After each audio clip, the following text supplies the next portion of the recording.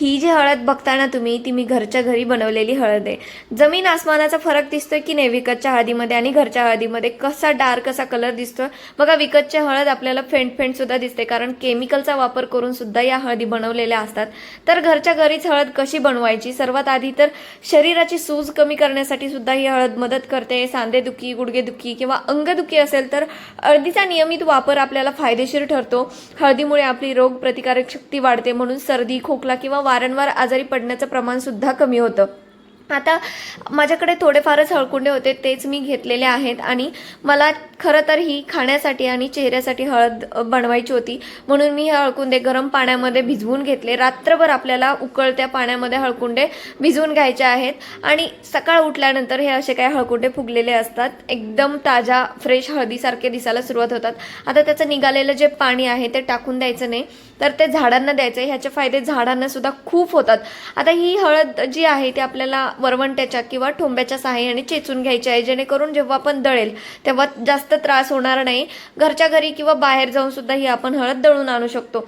हळदीचा उपयोग पचन सुधारण्यासाठी खूप होतो. गॅस, अपचन किंवा पोट फुगणं यामध्येही ती उपयोगी ठरत असते आणि सगळ्यात महत्त्वाचं म्हणजे रक्त शुद्ध ठेवण्यासाठी सुद्धा हळद मदत करत असते आणि त्वचेलाही नैसर्गिक चमक मिळत असते. आता ही जी ओली हळद आहे ती सुकण्यासाठी जवळपास 3 ते 4 दिवस लागतात आणि 3 ते 4 दिवसानंतर ही आपण वाटण करू शकतो. चांगलं कडकडीत ह्याला ऊन द्यायचं आहे आणि छान अशी सुकल्यानंतर मगच त्याचं दळण करायचं. त्याच्यातलं पूर्ण मॉइश्चर गेलं पाहिजे. घरी बनवलेली शुद्ध हळद चेहऱ्यासाठी वापरली ना तर त्वचेवरचा डलनेस जो आहे तो सुद्धा कमी होऊ शकतो. आता इथं माझे पूर्ण हळकुंड रेडी आहेत. सुकल्यानंतर पुन्हा ते आहे त्या साईजमध्ये आले होते. एकदम कडकडीत सुकले होते. आता हे मी घरीच मिक्सरच्या सहाय्याने वाटून घेणार आहे. जर जास्त असेल तर बाहेर गेला तरी सुद्धा चालेल. आता घरच्या घरीच हे मी मिक्सरमधून दळून घेणार आहे. जेव्हा दळून घेतल्यानंतर आपल्याला ते चाळणीच्या सहाय्याने इकडे चाळून घ्यायचं आहे, जेणेकरून एकदम बारीक बारीक हळद तयार होईल. आता पिंपल्स कमी होण्यासाठी सुद्धा या हळदीचा आपल्याला वापर होतो आणि त्वचा अधिक आपली फ्रेश दिसते.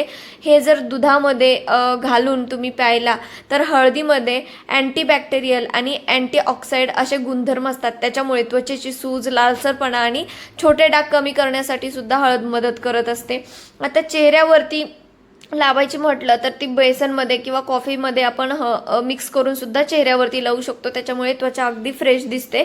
ही हळद आपल्याला एकदम काचेच्या बरणीमध्ये बंद पॅक करून ठेवायची. जास्त असेल तर तुम्ही दुसरा डबा सुद्धा वापरू शकता, पण थोडी असेल तर फ्रीजमध्ये ठेवा, जेणेकरून ती खराब होणार नाही किंवा जास्त दिवस जास्तीत जास्त टिकेल. तर घरच्या घरीच अशी शुद्ध हळद तुम्ही सुद्धा बनवा.